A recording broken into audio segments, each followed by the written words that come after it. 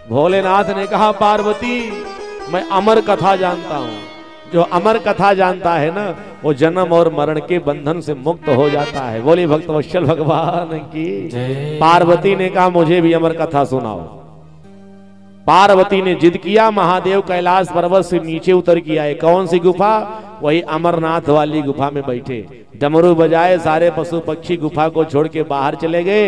एक तोते का छोटा सा अंडा पड़ा था। पार्वती जी एकाग्रचित होकर कथा सुनने लगी। भोलेनाथ अमर कथा सुनाना प्रारंभ किए। जैसे कथा शुरू हुई, कथा सुनते सुनते पार्वती को निद्रा आ गई, नींद आ गई।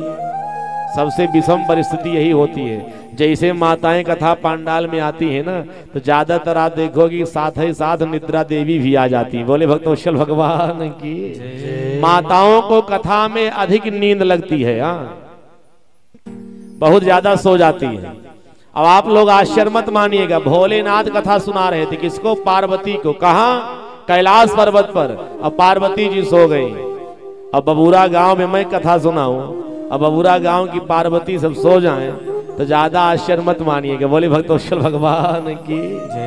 निद्रा देवी का अटैक जल्दी होता है। पार्वती जी सो गई कथा में, भोलेनाथ कथा सुना रहे। सारी कथा तोते ने सुन लिया। और जब जय जयकार हो गई, पार्वती की नींद खुली। बाबा आगे सुनाओ। बाबा ने कहा कथा तो पूर्ण हो गई।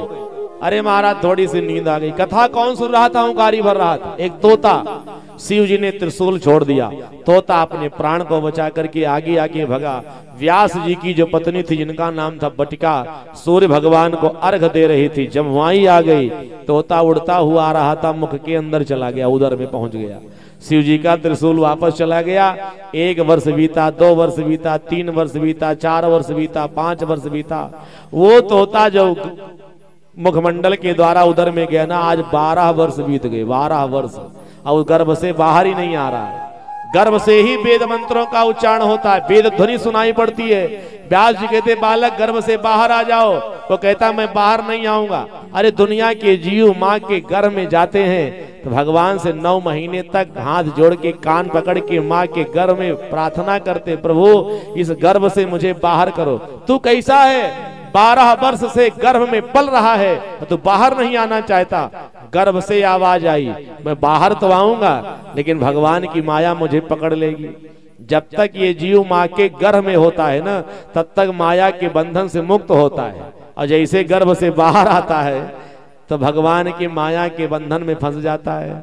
जिस तरह से जल जब तक आकाश में है तब तक स्वच्छ है, साफ है, निर्मल है, और जैसे पृथ्वी पर आया तो इसे गंदा हो जाता है, मटमैला हो जाता है, ढाबर हो जाता है। गोस्वामी जी ने वर्णन किया कि भूमि परत ढाबर पानी, भूमि गिरत ढाबर पानी, भूमि गिरत चौपाई सब लोग बोलिए ढाबर पानी, भूमि गिरत ढाबर पानी, जिम जीवहि माया लपटानी, जिम जीवहि माया लपटानी।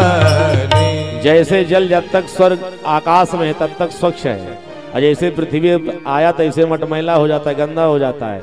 इसी तरह से ये मनुष्य जब तक माँ के उदर में है तब तक भगवान की माया से मुक्त है, और जैसे बाहर आया ना तो भगवान की माया के बंधन फंस जाता है।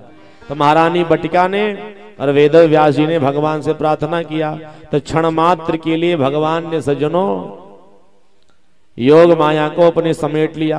और जब योग माया को समेट लिया तो उसी क्षण 12 वर्ष की अवस्था में आज व्यास जी की पत्नी बटिका के गर्भ से श्री सुखदेव स्वामी का प्राकट्य हुआ। बोलिए सुखदेव जी महाराज की।